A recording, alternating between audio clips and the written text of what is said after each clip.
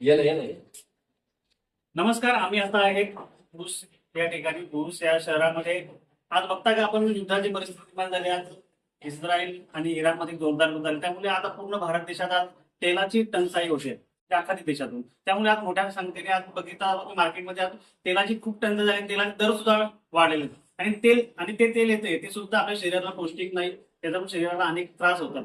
परंतु आज बुरुसमध्ये आपण मराठी व्यावसायिक आहेत की त्याने या ठिकाणी एक लाकडी घाण्यापासून ते आपले तेल तयार करतात आणि तेल हे ते अतिशय शरीराला चांगलं आहे. आता काय सांगाल आपण लोकांना काय सजेस्ट करा? माझं असं म्हणणं आहे का बाबा प्रत्येक आपल्या शेतकरी बांधवानी किंवा प्रत्येक माणसाने 100% शुद्ध तेल खावं आणि आपलं आरोग्य हे नक्कीच व्यवस्थित ठेवावं असं मला वाटतंय.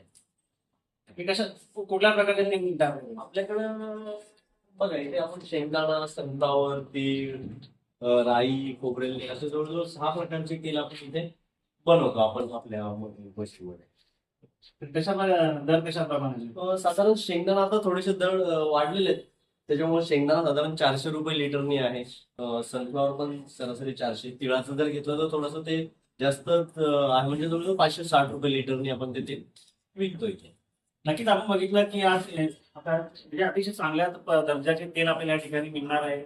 आणि नक्कीच दर थोडा इतर जे आपले तेलाचे दर आहेत रेग्युलर प्रमाणे त्याच्यानुसार त्याचे थोडे दर एक्स्ट्रा असतील, परंतु ते शरीरासाठी अतिशय चांगलं आहे आणि प्रत्येकाने हे तेल खावं असं मला वाटते. कारण आज त्याचबरोबर आपले ते मराठी व्यावसायिक सुद्धा आहेत, त्यामुळे मराठी व्यावसायिकांनी मराठी लोकांनी याला आपल्या व्यावसायिकांना प्राधान्य दिलं पाहिजे. आणि या ठिकाणी नक्कीच त्यांनी हे तेल खाऊन आपल्या पूर्ण परिवाराचं स्वास्थ्य सुद्धा चांगलं राहणार आहे.